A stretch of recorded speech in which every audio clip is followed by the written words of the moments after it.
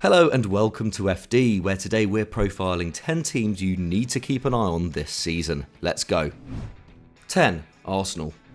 If you want to see a team break Man City's hold on the Premier League title for just the second time in 7 years, Arsenal are probably your best bet, and they've dropped a fortune to affirm their credentials. With €231 million worth of players joining, the Gunners are Europe's biggest spenders, and the players they've bought should be ready from day one. Timber, Rice and Havertz boasting 498 top-flight appearances and 7 trophies between them. Arteta could use this boost for his squad, as levels, especially in defence, dipped over the back half of the season, seeing Arsenal eventually finish with worse XG difference than Newcastle. That may well have been different if they'd had more to play for over the final weeks, but Rice and Timber will still help massively, the latter offering Sterling cover for White or Saliba, and Rice representing a huge off-ball upgrade in the middle, winning possession more often than any Arsenal player. Havertz at £65 million meanwhile will be a huge test for Arteta's coaching ability, a brilliant runner and technical wizard who could add unpredictability to the attack, but full of flop potential too.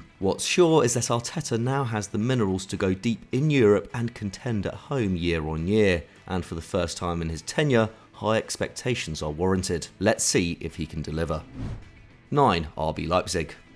Despite ranking as the second best-selling club in Europe this summer, their €140 million worth of sales ranking behind only Chelsea's £250 million, RB Leipzig are only up €14 million, having quietly spent a fortune revamping their attack. As well as the high-profile signing of Lois Openda and loan capture of Xavi Simons, the Red Bulls have brought in Christoph Baumgartner from Hoffenheim, Benjamin Sesko from Salzburg, and loaned Liverpool youngster Fabio Carvalho, as well as strengthening the backline with PSG teenager El Shaddai Bichiabu. Between them, their 5 new attackers took 15.4 shots per 90 minutes last season and netted 65 league goals, and though adaptation is never straightforward, they should be able to match the 22 Marco Rosa got from Nkunku and Szoboszlai, which was still enough to carry the team to third and just 5 points short of Bayern. In fact, by expected goal difference, only 10 clubs in Europe's top 5 leagues were better, and on the defensive end there's reason for optimism too. Leipzig's 9 shots conceded per match, sitting 7th of 98 sides across the continent. With an average age of 24.5 and a squad valued second in Germany,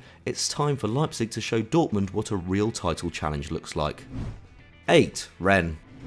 No one watches Ligue 1 for PSG, and a PSG without Mbappe is even less enticing. But thankfully, the capital club isn't the only reason to follow French football. Lyon are producing stars like Barcola, Kakare and Cherki, and Rennes have quietly assembled some of the best talent in the country as they attempt to improve on last year's 4th place finish and win a first title in their history. Along with Benjamin Bourigeaud and Amine Gouiri, who grabbed 35 goals and assists combined last term, the club has 20-year-old striker Arnaud Kalamwendo on the books, plus Jeremy Doku and teenage star Desiree Doué, who both rate among the top 1% of dribblers continent-wide. They had 5 players at the club with 0.5 XG per 90 or over last year, the same as Arsenal, and to that they've added attacking midfielder Ludovic Blas, another goal-scoring ball carrier, and 23-year-old Enzo Lefebvre, a Cazorla type who places in the top 10% in his position for dribbling, chances created and progressive carries, and also for tackles. Bruno Genesio's side should be an even bigger joy to watch than usual in 2023-24. 7. Manchester United. If you could ignore the 2 or 3 so-called title challenges which ended up lasting a week, 2022-23 was a mightily impressive season for Man United. Yes, the competition was weak, but Erik ten Hag delivered Champions League football in his debut campaign, with an expected goal difference roughly the same as their second place finish in 2021, and he also won 23 games in the league, their second most in the last decade, and one more than the 1999 treble winners. And while ten Hag was backed with the big money signings of Martinez, Casemiro and Antony, he was working with imperfect tools. David De Gea's distribution contributed to woeful losses to Brighton and Brentford in the opening 2 weeks, the striking options were virtually non-existent, and in midfield, Ten Hag was stuck choosing control and playing Christian Eriksen, or choosing solidity and benching him. But with the arrivals of Onana and Mount, 2 of those issues should be solved, and with Højlund also set to join, it'll be tough to find weaknesses in the starting 11, the first time you could say that since Fergie. If they can manage expectations, it could be an enjoyable season. 6. Burnley. It's not only teams guaranteed success that are worth watching. Burnley are a team transformed under Vincent Kompany, winning the championship last year by 10 points with 65% possession, and they've gone from an average age of 27.3, second oldest in the Prem, to 24.5 in just a single campaign, a change largely enacted through a series of bargain buys and smart loans. Kompany has signed 24 players in 13 months, and his acquisitions this summer have been imaginative once again, with an average age of 23.5. But while it's great to see commitment to the plan, it's unclear how stable the foundations are. Top scorer Nathan Tella has returned to Southampton, while Man City's Taylor Harwood-Bellis and Chelsea's Ian Maatsen, who played 6,000 minutes between them in 22-23, may not be affordable, leaving Burnley without their most influential passers. And as good as they were last year, they did get lucky too, netting 87 from 66 XG and conceding 35 from 38. Who knows what will happen when the quality of competition improves? If they can maintain their style at a higher level, Kompany will announce himself as a truly special coach, and the club could enter a golden period. But if the wheels come off, it could be catastrophic. 5. Roma. Roma ended 22-23 badly, with just 2 wins from their final 11 matches, including a first final loss for Jose Mourinho in the Europa League. But that shouldn't taint what was otherwise a promising 12 months for the Giallorossi. Under the Special One's stewardship, the club had the second best defence in Europe, allowing 32 XG in 38 matches, the same as Man City, and statistically they placed 3rd in Italy and 13th in Europe, putting up better XG difference across the season than Brighton. A restricted transfer budget has been no problem for them either. In 2022 they nabbed Paulo Dybala and Belotti on frees, and this window they've gone one better, signing highly rated Frankfurt centre-back Evan Ndika and Hussam Aouar for nothing too. The pair are 23 and 25 respectively, and both excellent progressive passers, while Aouar's declining reputation masks the fact he remains one of the best midfield dribblers in Europe, and even saw a defensive improvement in limited game time under Laurent Blanc. Once derided as a checkbook manager, Roma's FFP restrictions give Mourinho the perfect opportunity to show he hasn't lost his edge. 4. Brighton.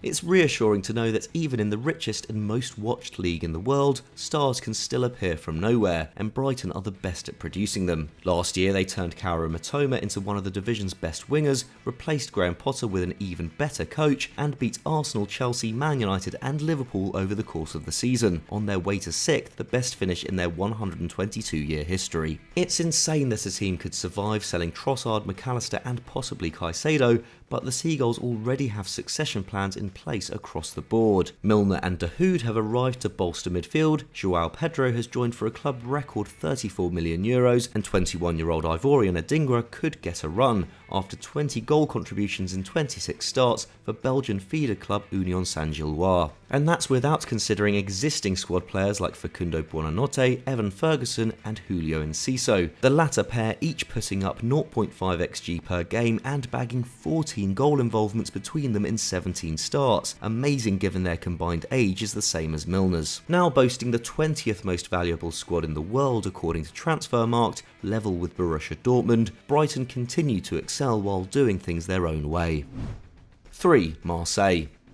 Marseille have become more adventurous with their coaches over recent years, taking chances on Marcelo Bielsa, Andre Villas-Boas and Jorge Sampaoli, with largely good results. And now, after finishing 3rd with Igor Tudor, they've made their best hire yet, bringing in former Valencia and Villarreal boss Marcelino, one of the most underrated coaches in the game, with 2 trophies and 3 top 4 finishes in his last 4 full seasons of management. But the talent search didn't end with him. Marseille have smartly targeted undervalued players over the last few years, adding Guendouzi and Belirdi to their ranks, and this summer they've secured some incredible bargains, with Ismail Assar, Renan Lodi, Jeffrey Kondogbia and Ruslan Malinovsky joining for just €44 million. They've also replaced last year's top scorer Alexis Sanchez with Aubameyang and managed to offload high earners like Kolasinac, Payet and Milik. In 2 months they've completely changed the complexion of the squad and its future prospects. With Lyon and Lens losing stars, Lom have a chance to cement their place in the highest reaches of Ligue 1. Perhaps this time Marcelino's work will receive its rightful plaudits. 2. Milan. 20 points off top spot by the end of the campaign, Milan followed up their 2022 Scudetto win with a nightmare year, losing or drawing 18 of their league matches, and even their Champions League semi-final ended sourly, with defeat in both legs to hated rivals Inter. So what makes us optimistic for the Rossoneri now, especially with Sandro Tonali gone? Well, it helps that Napoli have swapped Luciano Spalletti for Rudy Garcia, and Milan by comparison are primed for a resurgence, having kept faith with Silvio Pioli. They also have Mike Maignan back after the Frenchman missed nearly half of last season, and an outstanding summer has brought in Ruben Loftus-Cheek and Dutchman Tijani Reinders in midfield, Chukwueze and Pulisic on the wing, and RB Salzburg Neuer Okafor up front, who scored or assisted every 100 minutes last term, finally giving them a succession plan for 36-year-old Olivier Giroud. With reported interest in Balogun, Moussa and Danjuma too, the Rossoneri are giving everything to return to Serie A's summit in 2024, and as Juve struggle to shift Vlahovic and Inter scramble to replace Brozovic, Onana and Skriniar, the door could be open for another surprise triumph. 1. Aston Villa.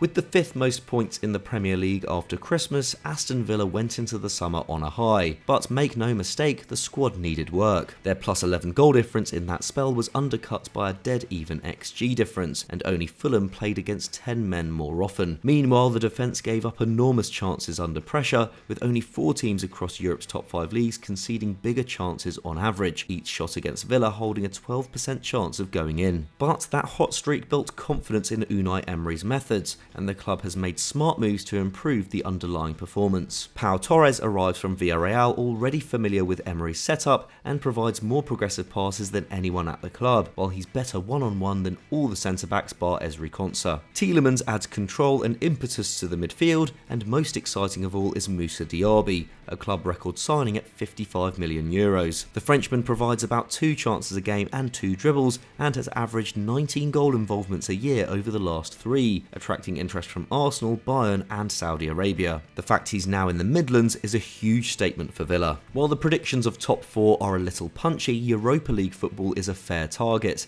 and Emery now has the weapons to hurt anyone. Expect fireworks at Villa Park over the next 12 months. So those were our 10 teams you need to be watching this season, but who are you most excited for? Let us know in the comments. If you enjoyed this video, please leave it a like, and why not subscribe to Football Daily if you haven't done so already. Thanks for watching, we'll see you next time.